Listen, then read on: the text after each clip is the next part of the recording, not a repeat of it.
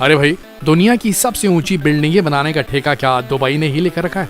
भारत का नंबर कब आने वाला है? अगर भारत की बात करें तो मुंबई शहर की सबसे ऊंची जो बिल्डिंग है वो 76 मालों की है और उसकी ऊंचाई 285 मीटर है। लेकिन अगर बात करें दुबई की, तो दुबई की एक बिल्डिंग है जो 1 किलोमीटर से भी ऊंची होने वाली है, जो बुर्ज खलीफा को भी पीछे छोड़ देने वाली है, और उस बिल्डिंग का नाम है जद्दा टावर। जद्दा टावर की ऊंचाई इतनी लंबी होने वाली है कि अगर आप इसके नीचे खड़े होकर इसकी ऊंचाई की तरफ देखने की कोशिश करेंगे तो आपकी गर्दन टेढ़ी हो जाएगी और शायद आपको मालिश करवाने की जरूरत भी पड़ जाए।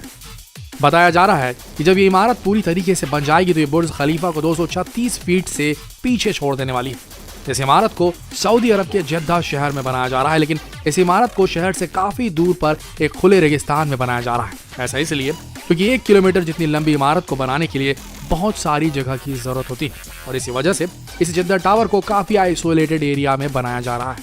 जिस जगह पर इस टावर को बनाया जा रहा है वहां से जद्दा शहर का एयरपोर्ट लगभग 10 किलोमीटर की दूरी पर स्थित है। वैसे आपको बता दें कि इस महान इमारत को बनाने का काम यूएस के आर्किटेक्ट एड्रियन स्मिथ कर रहे हैं। ये वही महान आर्किटेक्ट हैं जिन्होंने बुर्ज खलीफा को भी बनाया था। और सबसे हैरान करने वाली बात यह है कि जद्दा टावर की लागत बुर्ज खलीफा से 2000 करोड़ रुपए कम है। जी हाँ, ज्यादा नहीं, कम है, जबकि बुर्ज खलीफा से पूरे 236 फीट ऊंची बनने वाली है।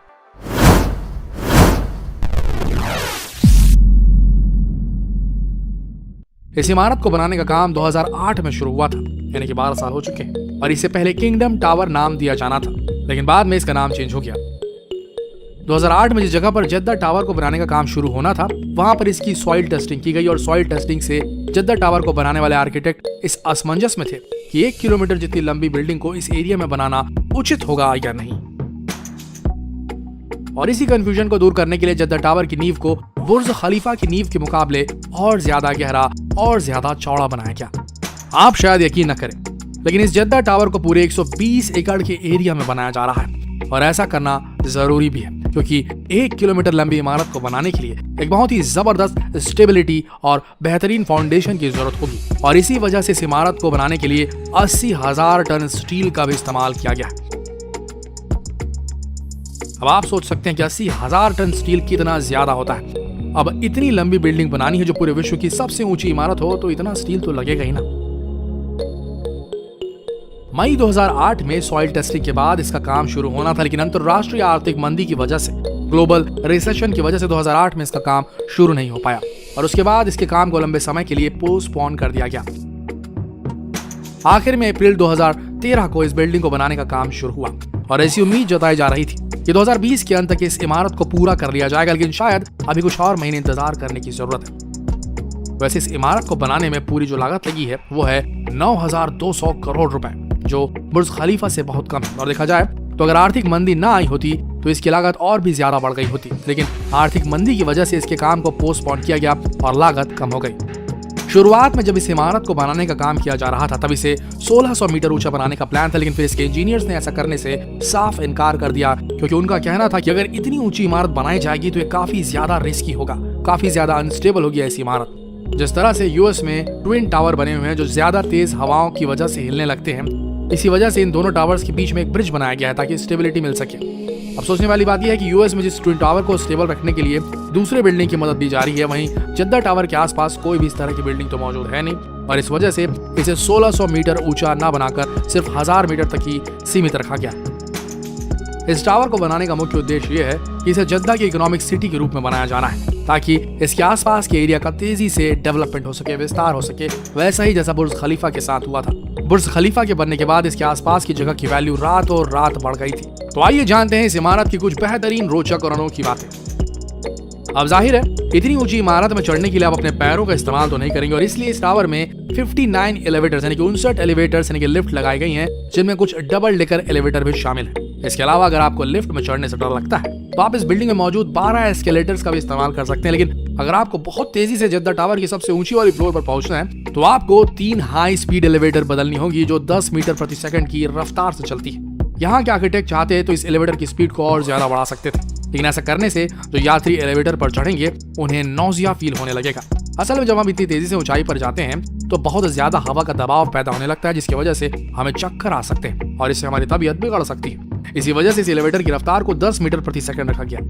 इस इमारत की सबसे खास बात यह है कि इसे जद्दा के इकोनॉमिक सेंटर पीस के रूप में बनाया जा रहा है और इसके आसपास 5.2 स्क्वायर किलोमीटर के इलाके में कई तरह की कमर्शियल और रेसिडेंशियल बिल्डिंग्स बनेंगी। इसके साथ साथ कई लग्जरी होटल्स भी शामिल होंगी और इस जगह की अच्छी खासी वैल्यू होने लगेगी। इस इमारत की सबसे खास बात यह है कि इस बिल्डिंग में कई तरह के लग्जरी होटल्स होंगे, कई कमर्शियल ऑफिसेज और रेसिडेंशियल अपार्टमेंट्स बनाए जाएंगे, बिल्कुल बुर्ज खलीफा की तरह। लेकिन यहाँ पर रहना इतना आसान नहीं होगा, इसके लिए आपको अच्छे खासे पैसे खर्च करने पड़ेंगे।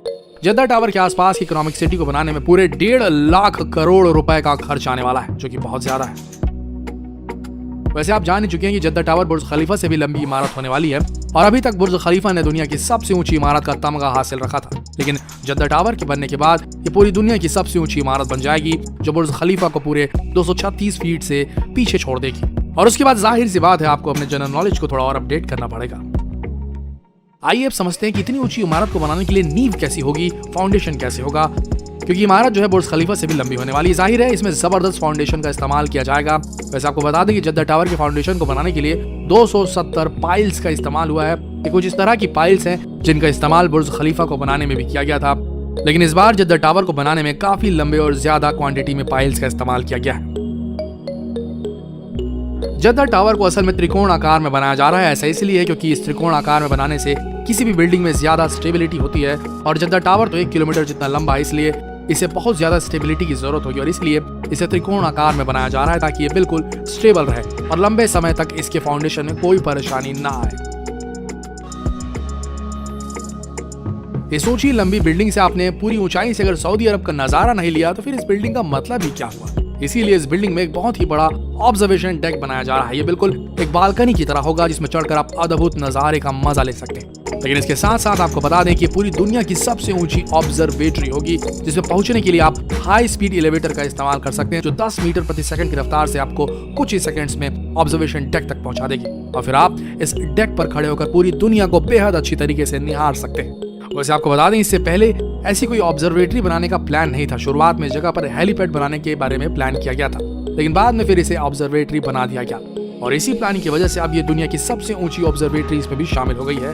लेकिन अगर आपको ऊंचाई से डर लगता है तो आपको हमारी एक सलाह है कि भैया इस ऑब्जर्वेटरी से दूर ही रहिएगा। आशा करते हैं ये वीडियो आप सबको पसंद आया होगा। ऐसे ही मजेदार वीडियोस के लिए आप हमारे चैनल के साथ बने रहिए। मिलते हैं अगले वीडियो में, तब तक के लिए धन्यवाद।